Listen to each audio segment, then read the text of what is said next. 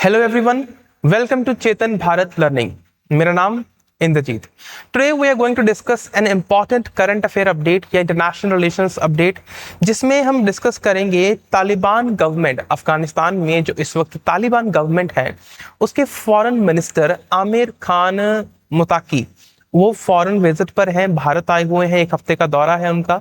और इस दौरान क्या क्या अपडेट्स हो रहे हैं हम उनको चर्चा करेंगे। और इस वक्त भारत के लिए इस विजिट का क्या मतलब है, why India is embracing Taliban now. हम तालिबान के फॉरेन मिनिस्टर को अभी रिसीव ही क्यों कर रहे हैं, इसको भी डिस्कस करेंगे। उनके इस ग्रैंड वेलकम का या रिसेप्शन का क्या मीनिंग है, इंडिया की फॉरेन पॉलिसी में टुवर्ड्स तालिबान या टुवर्ड्स अफगानिस्तान कैसे चेंज आया है, कैसे शिफ्ट आया है पिछले कुछ सालों में, उसको भी डिस्कस करेंगे। ठीक है, ये फॉरेन मिनिस्टर हैं अफगानिस्तान के, Amir Khan Muttaqi, and of course our external affair minister S Jaishankar ji. इस पूरे अपडेट का मतलब क्या है, ये सिग्निफिकेंट क्यों है? देखो, थोड़ा सा ना बैकग्राउंड समझते हैं। हिस्टोरिकली अगर हम देखें, जो तालिबान है, इंडिया ने हमेशा तालिबान को एज अ प्रॉक्सी ही समझा है पाकिस्तान की, या पाकिस्तान की जो इंटेलिजेंस सर्विसेज है, चाहे आईएसआई होगी एटसेट्रा। अफगानिस्तान में पहले बहुत लंबे समय तक हम ना एक काम करते हैं, एक टाइमलाइन ड्रॉ करते हैं। मैंने ये व्हाइट पेज सिर्फ इसीलिए रखा है टाइमलाइन ड्रॉ करने के लिए। देखो यहाँ पे बेसिकली ना, तालिबान की अगर हम बात करें, तालिबान ने 1996 से लेके 2001 तक they had a control of over Afghanistan. But जब 2000 में 9/11 हुआ, तो 9/11 के बाद यूएसए इन्वेडेड अफगानिस्तान। यूएसए ने जब इन्वेड किया, तो उसके बाद Taliban lost its power and there was a western democracies backed government या वेस्टर्न बैक्ड गवर्नमेंट। तो वो गवर्नमेंट काफी देर तक पावर में रही, जब तक साल 2020 में यूएसए ने विड्रॉ नहीं कर लिया। साल 2020 में यूएसए अफगानिस्तान से विड्रॉ कर जाता है, अपनी फोर्सेस वापस ले जाता है। साल 2021 में तालिबान फिर से सत्ता हथिया लेते हैं, सत्ता पर अपने काबिज हो जाते हैं, सत्ता को कंट्रोल कर लेते हैं। अब यहां पर इंडिया का क्या लेना देना है और इंडिया का क्या रोल है, ये हमारे लिए जानना ऑब्वियसली इंपॉर्टेंट है। इंडिया की अगर बात करें, तालिबान को इंडिया ने हमेशा एक प्रॉक्सी के रूप में देखा है, पाकिस्तानी एजेंसीज का या टेरर आउटफिट्स का। ठीक है, और साल 1996 और 2001 के दौरान कुछ ऐसा रहा भी। तब भारत की जो फॉरेन पॉलिसी थी वो थोड़ी आइडियलिस्टिक थी। आज के भारत की, आज का भारत, नया भारत, आज हमारी पॉलिसी फ्रेगमेटिक है। आज हम रियलिज्म में बिलीव करते हैं कि नहीं भाई, जैसी जरूरत है हम वैसा चलेंगे, अपने हिसाब से चलेंगे, हमने ठेका नहीं रखा पूरी दुनिया का। ठीक है, हिस्टोरिकली तुम देखो, India always viewed the Taliban as a proxy for Pakistan's intelligence agencies. Many Talibani members had studied in the conservative religious schools in Pakistan, right? Which also provided crucial support to the Mujahideen movement against the Soviet Union in 1980s. अगर तुम देखो, तो Pakistan was one of the first countries or one of the only 3 countries that recognized the Taliban administration after the US dislodged power in US-led invasion in 2021। ठीक है, US से जब back foot होता है, तब भी आप देख लें, या पाकिस्तान हमेशा तालिबान की सपोर्ट में ही रहा है। पर आज ये ट्यूनिंग बिगड़ रही है। आज पाकिस्तान और तालिबान के रिश्ते खराब हो रहे हैं। इसी खराब होते रिश्तों के चलते इंडिया भी पाकिस्तान के अगेंस्ट तो है ही, हम है ना, तो पाकिस्तान के अगेंस्ट नहीं, हम टेररिज्म के अगेंस्ट हैं। तालिबान आज एक लेजिटिमेट नहीं कहेंगे, बट एक ओनली गवर्नमेंट के रूप में काम कर रहा है, जो अफगानिस्तान को कंट्रोल कर रहा है।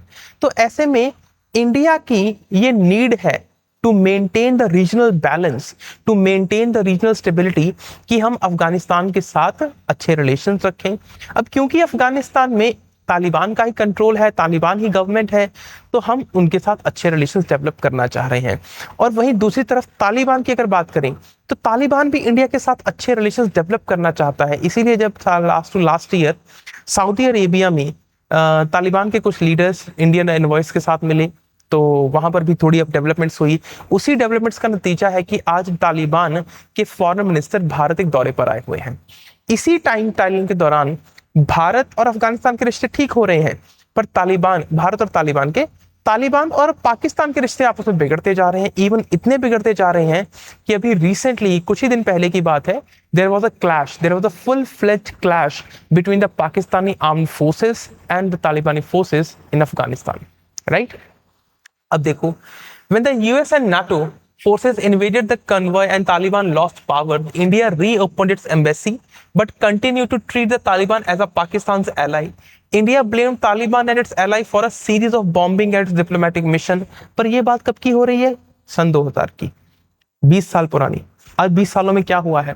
तालिबान के पॉलिसी चेंजेस हुए हैं। तालिबान भी अब पूरे अफगानिस्तान की बात कर रहा है, अपने रिलीजियनिज्म या अपने कह लो ऑर्थोडॉक्सी को थोड़ा छोड़ रहा है, और भारत की भी पॉलिसी में शिफ्ट आया है। हम भी आइडियलिज्म से थोड़ा प्रैग्मेटिक फॉरेन पॉलिसी की तरफ मूव कर गए हैं, जिसके चलते we are tending to have a regional balance, a regional stability. And for that purpose, for that regional stability, we are looking to have a stable relationship, stable, not very static, stable relationship with Taliban। ठीक है, अब इसी चीज का एक और angle समझते हैं। जब हम बात करते हैं अफगानिस्तान की, अफगानिस्तान एज अ कंट्री भाई बहुत बड़ा है, तो वहां पर भी बहुत सारे रिसोर्सेस हैं।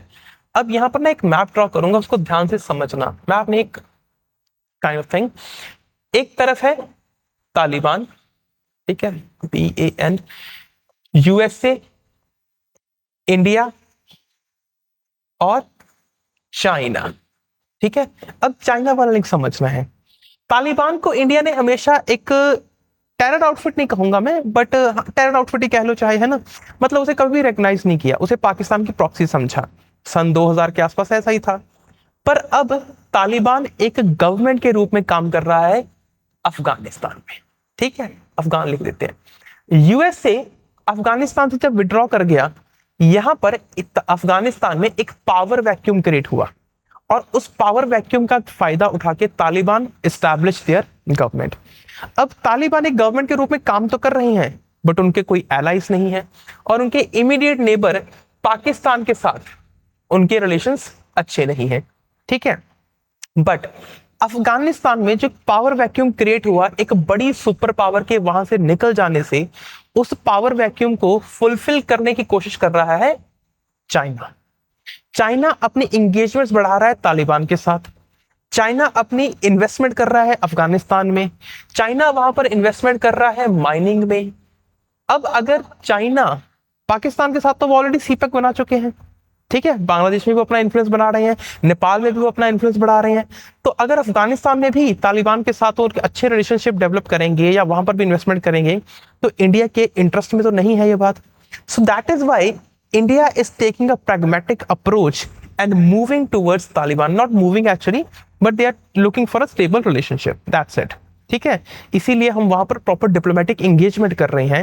And Taliban is also seeking investment from India, China and so many other countries, UAE, Saudi Arabia etcetera. इसीलिए आप देखेंगे जो जॉइंट स्टेटमेंट जारी करी गई by the foreign minister of Afghanistan and the foreign minister of India. The foreign minister Jaishankar on Friday New Delhi said it will reopen its embassy in Kabul. ठीक है, very important. Closure corporation, अब एक शब्द को ध्यान से समझना है। Closer cooperation between us contributes to your national development as well as regional stability. It's a joint statement made by the foreign minister of both the nations. Jaishankar said he also affirmed the full commitment to the sovereignty, territorial integrity. अब जब भी हम किसी foreign minister की कोई भी statement पढ़ें, तो शब्दों पर बहुत ध्यान देते होते हैं, क्योंकि शब्द बहुत मैटर करते हैं। यहाँ पर टेरिटोरियल इंटीग्रिटी की जब बात करी गई है, तो क्योंकि अफगानिस्तान और पाकिस्तान में आपस में जो बॉर्डर है, ड्यूरन लाइन, उसको लेके थोड़ा डिस्प्यूट है, तो इसीलिए यहाँ पर स्पेसिफिकली मेंशन किया गया है टेरिटोरियल इंटीग्रिटी, ताकि हम यहाँ पर हम पाकिस्तान का नाम लिए बिना उन्हें समझा रहे हैं कि भाई फालतू पंगे नहीं लेने हैं, ना अफगानिस्तान के साथ ना हमारे साथ। That is why we are supporting the territorial integrity of Afghanistan. लिखेगा ना, India full commitment to the sovereignty, ठीक है, territorial integrity and independence of Afghanistan. Then Mutaki, Amir Khan Mutaki, जो फॉरेन मिनिस्टर है, has called India a close friend. In a joint statement, they committed to maintaining a close communication and continuous regular engagement. अब यहाँ पर आती है important line. यहाँ पर क्या लिखा मैंने? माइनिंग। माइनिंग में कौन इन्वेस्ट कर रहा है? चाइना इन्वेस्ट कर रहा है। ठीक है, आगे देखो। The Afghan leaders also invited Indian companies to invest in its mining sector, which the statement said would help strengthen the bilateral trade and commercial relations with India. ठीक है। सो ऑल इन ऑल हम बात क्या कर रहे हैं, अब थोड़ा सा क्रक्स समझते हैं। एक स्लाइड और भी थी, उसको भी डिस्कस करता हूं, पर हम क्रक्स समझते हैं। क्रक्स क्या है स्टेटमेंट का? क्रक्स ये है जी कि अफगानिस्तान एक कंट्री है जो पहले पाकिस्तान के साथ अलाई हुआ करता था तालिबान, अब वो अफगानिस्तान को कंट्रोल कर रहा है। वहां से यूएसए एक बड़ी पावर विड्रॉ कर गया, तो वहां पर क्रिएट हुआ पावर वैक्यूम। उस पावर वैक्यूम को फिल करना जरूरी बहुत है। क्यों? क्योंकि अगर हम नहीं करेंगे तो चाइना ना कर दे। अगर चाइना ने उस पावर वैक्यूम को फिल कर लिया तो हमारे लिए रीजनल स्टेबिलिटी में एक बड़ा इन्फ्लुएंस, या रीजनल स्टेबिलिटी कम होगी, या एक बड़ा इन्फ्लुएंस क्रिएट कर पाएगा चाइना, जो हम नहीं चाहते। ठीक है। तो ऐसे में हम वहां के मिनिस्टर्स को इनवाइट कर रहे हैं या उनके साथ इंगेज कर रहे हैं, ताकि हम भी एक रीजनल प्लेयर, एक मेजर रीजनल प्लेयर के रूप में अपना इन्फ्लुएंस असर्ट कर पाए और एक अच्छी रिलेशनशिप डेवलप कर पाए, ताकि कल को चाइना हमारे ऊपर दबाव ना बनाए या हमारे सभी नेबर्स को वो अपने पाले में ना ले जा पाए। Make sense? अब यहां पर एक बड़ी समस्या आती है ideology. In a strategically vital relationship that can't be ignored on ideological grounds, Taliban एक कंट्रोवर्शियल कह लो चाहे, या कंजर्वेटिव रिलीजियस बॉडी, भारत एक हिंदू राष्ट्र या एक हिंदू राष्ट्र माइंडसेट गवर्नमेंट। ठीक है, I am making extreme statement but just try to understand. Bharat में जो सरकार है, जो अभी केंद्र सरकार है, वो एक हिंदू नेशनलिस्ट गवर्नमेंट है। ठीक है, और वहां पर आइडियोलॉजिकल डिफरेंसेस होना ऑब्वियसली आम बात है, पर भारत सरकार की फॉरेन पॉलिसी और करंट गवर्नमेंट की फॉरेन पॉलिसी की मैं दाद देता हूं that they are rising above their ideological differences and they are adopting a complete pragmatic approach towards the regional stability, towards a bilateral relationship with India and Afghanistan. Make sense? India and Afghanistan. The visit demonstrates India's willingness to rise above ideological concerns and optics and to engage pragmatically with Taliban. I hope you have understood the topic. आपको ये बात पूरी समझ आई होगी। बाकी कोई भी आपका डाउट हो तो do let me know in the comment box. बाकी हम मिलेंगे नेक्स्ट वीडियो में, तब तक अपना ख्याल रखें, खुश रहें।